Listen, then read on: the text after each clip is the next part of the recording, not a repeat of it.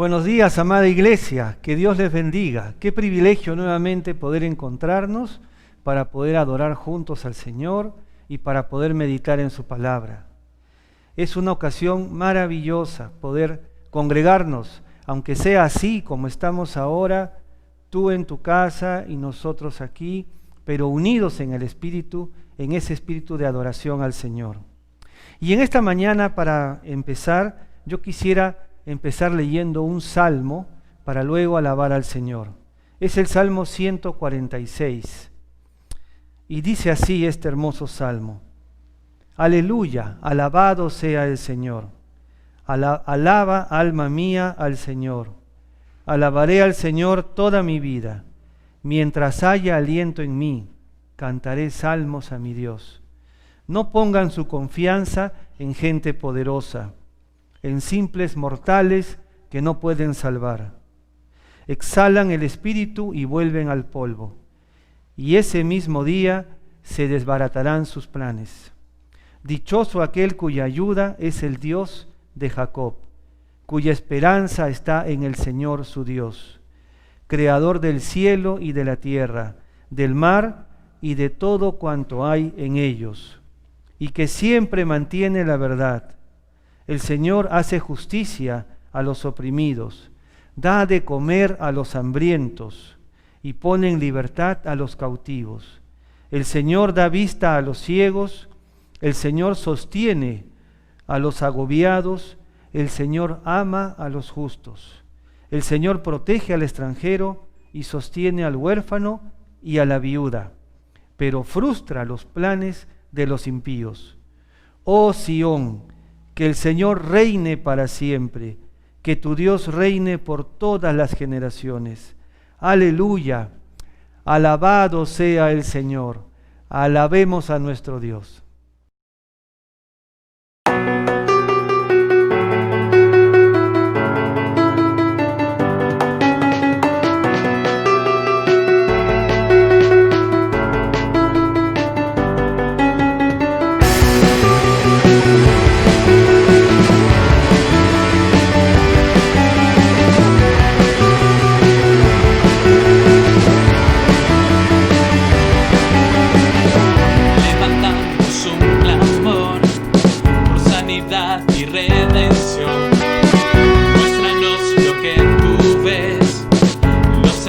De tu corazón, pueblo unido pide hoy tu libertad y salvación.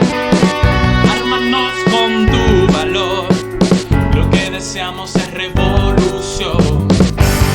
Que el cielo se parta en dos, inúndanos, en el desierto broten ríos, vida sopla hoy. Rey del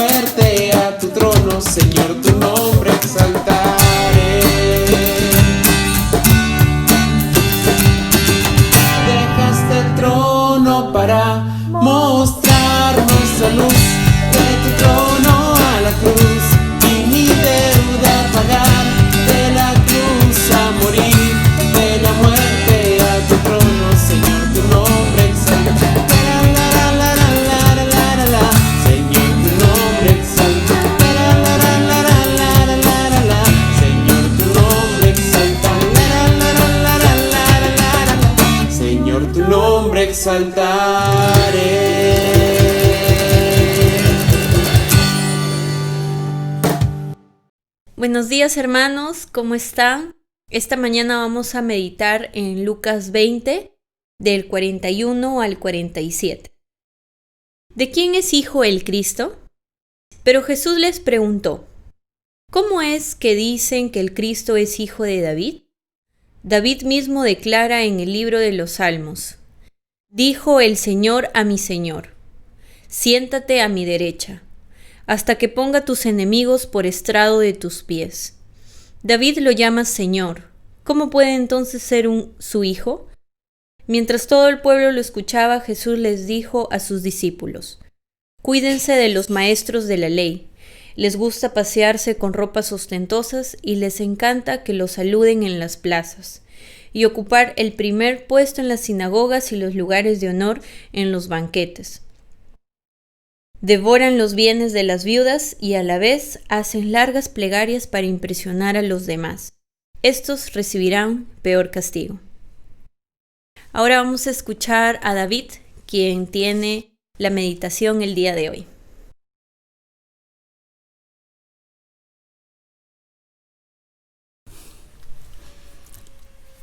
Buenos días, hermanos.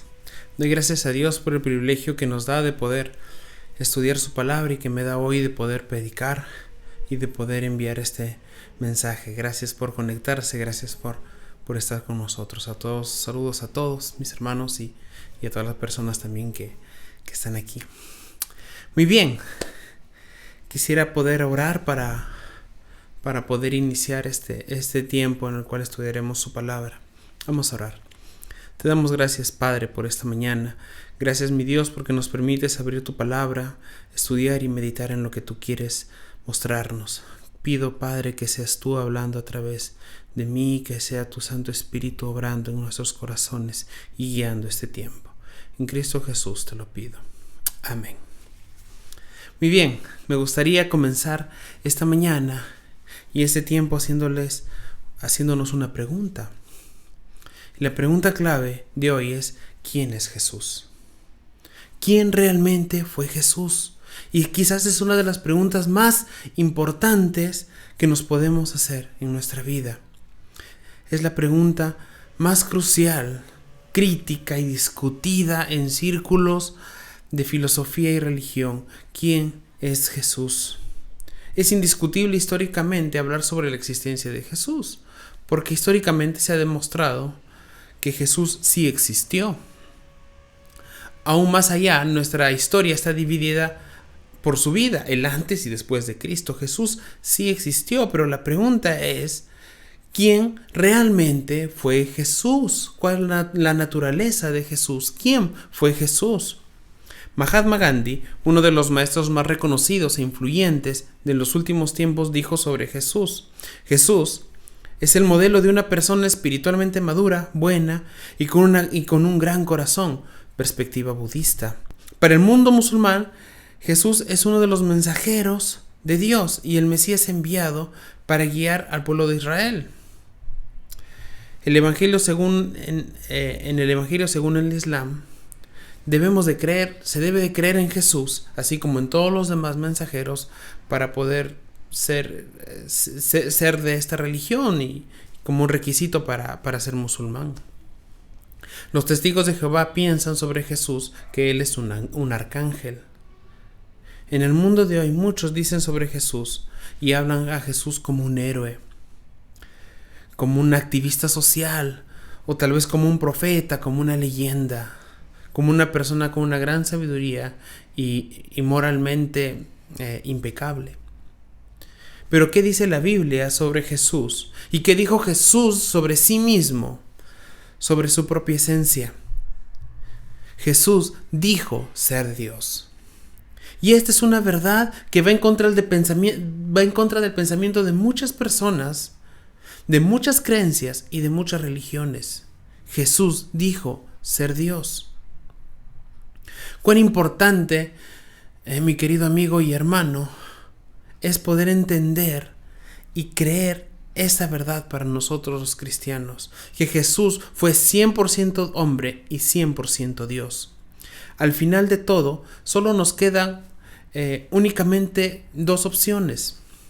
La opción A es que Jesús no es Dios, y la opción B es que Jesús es Dios. Son dos afirmaciones que tienen que ser una verdad y la otra falsa, de todas maneras, porque son mutuamente excluyentes.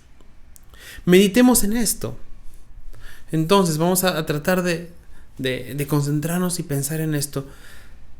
En la primera opción, la opción A es: Jesús no es Dios. Si Jesús no es Dios, entonces Jesús es únicamente un hombre que dijo ser Dios. Y esto nos lleva a dos opciones también. Si Jesús fue un hombre que dijo ser Dios, o Jesús fue un mentiroso, o Jesús fue un lunático.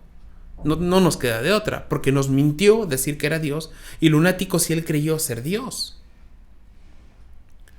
Si Jesús no es Dios, entonces, mi hermano, Jesús no resucitó. Y si Jesús no resucitó, no hay perdón de pecados. Y si no hay perdón de pecados, entonces la Biblia es una obra literaria más, y el cristianismo es una gran mentira. Como Pablo afirma en 1 Corintios 15, si Cristo no resucitó, entonces vana es nuestra predicación y vana es nuestra fe. Así que estaríamos perdiendo el tiempo aquí, estudiando acerca de su palabra y de lo que él dijo.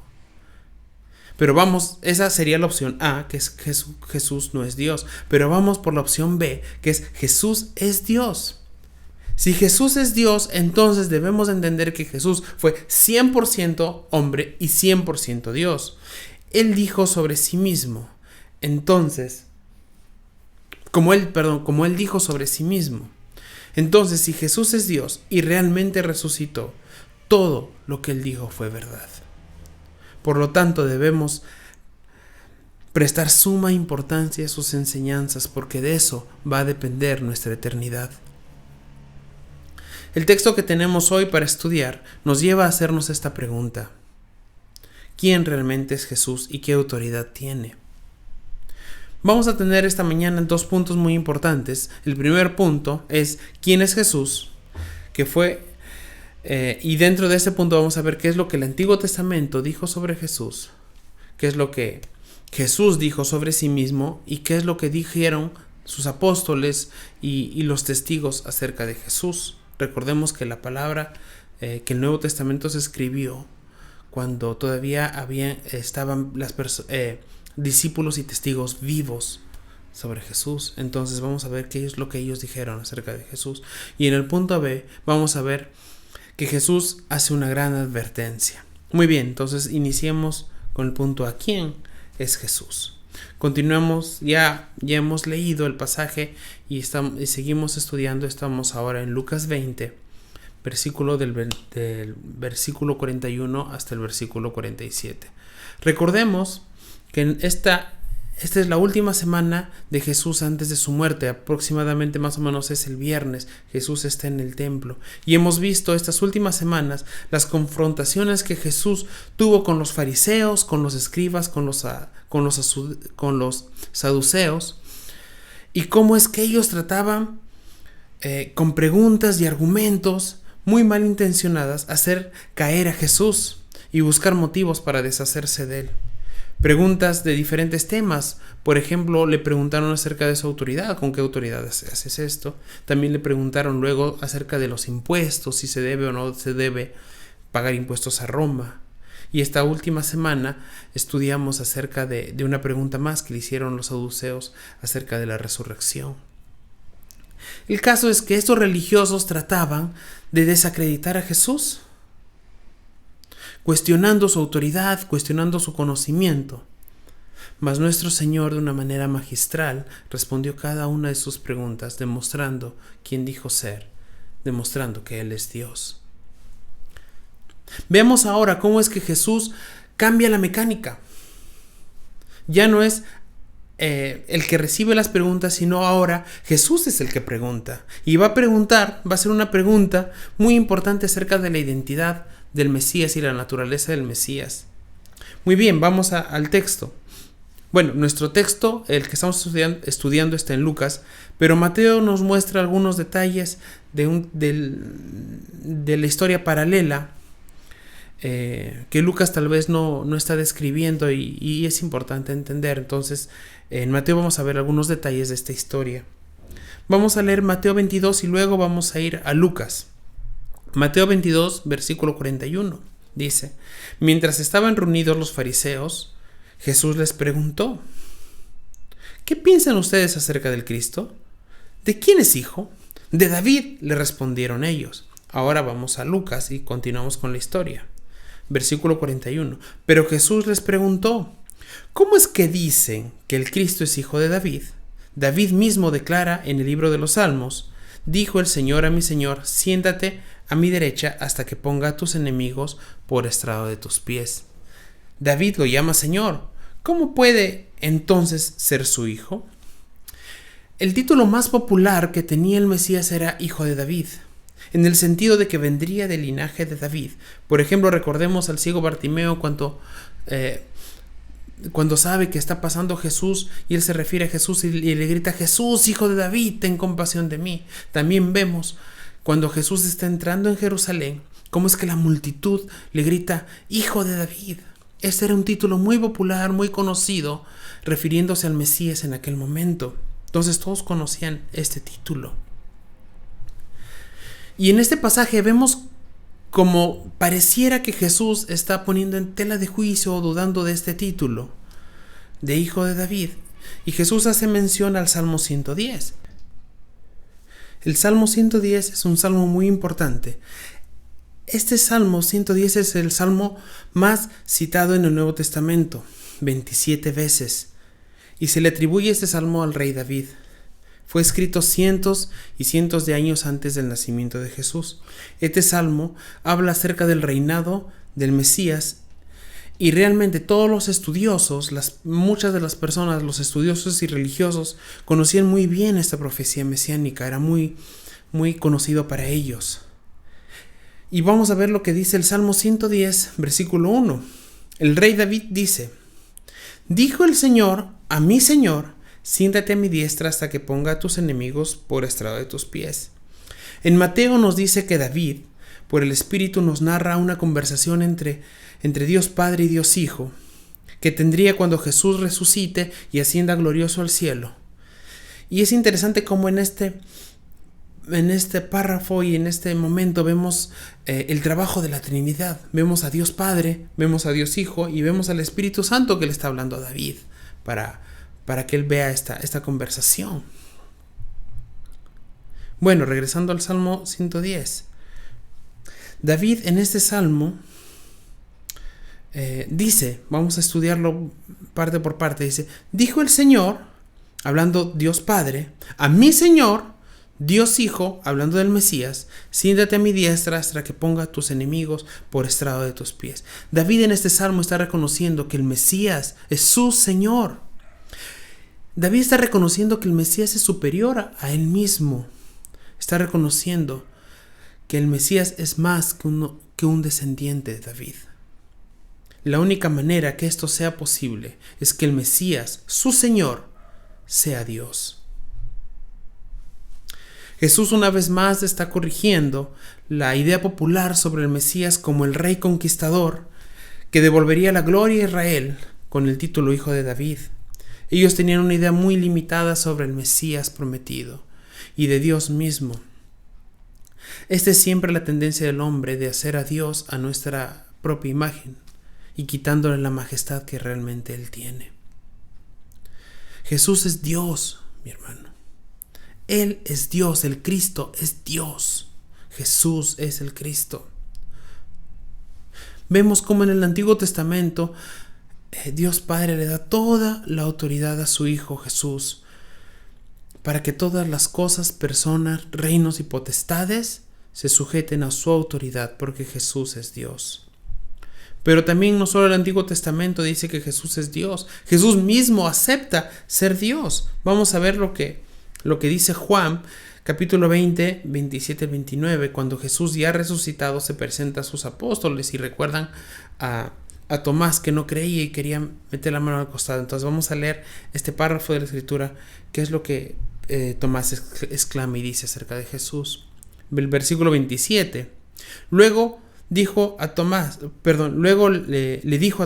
Jesús le dijo a Tomás: pon tu dedo aquí y mira mis manos, acerca tu mano y métela en mi costado, y no seas incrédulo, sino hombre de fe. Señor mío y Dios mío, exclamó Tomás. Porque has visto, has creído, le dijo Jesús. Dichosos los que no han visto y sin embargo creen.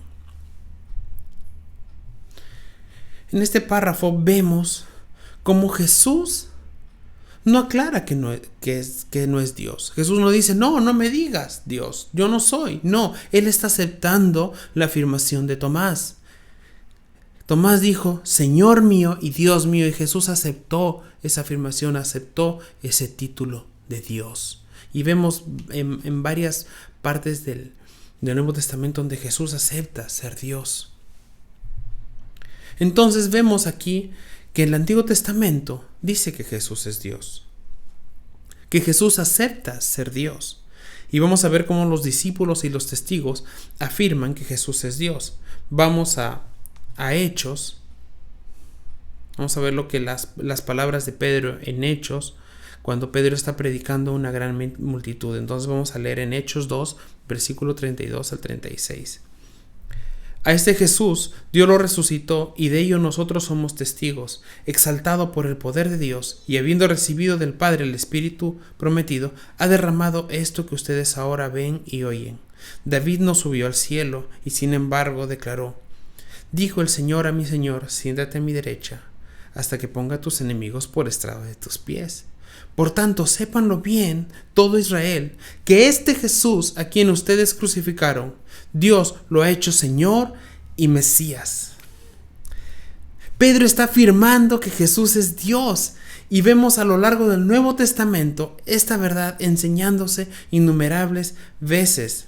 Vamos a leer ahora en Tito, capítulo 2, versículo 13, cómo que Tito se refiere acerca de Jesucristo. Y dice el versículo 13: mientras aguardamos la bendita esperanza, es decir, la gloriosa venida, ¿de quién?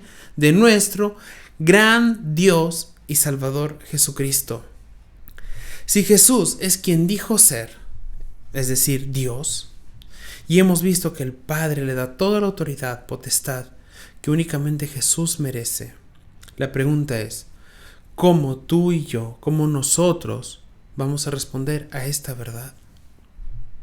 Lo único que podemos hacer realmente es aceptar su autoridad, es aceptar su señoría en nuestras vidas y rendir nuestro corazón y nuestras vidas ante tan gran y maravilloso Señor.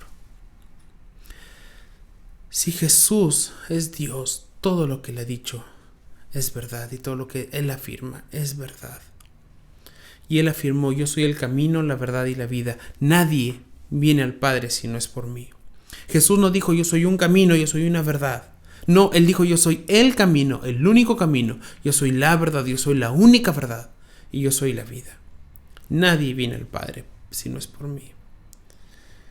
Jesús es Dios, y Él muestra su autoridad, no solo con sus palabras, sino con sus hechos. A diferencia de estos religiosos que mostraban una doble cara para esconder sus malas intenciones y sus malos actos.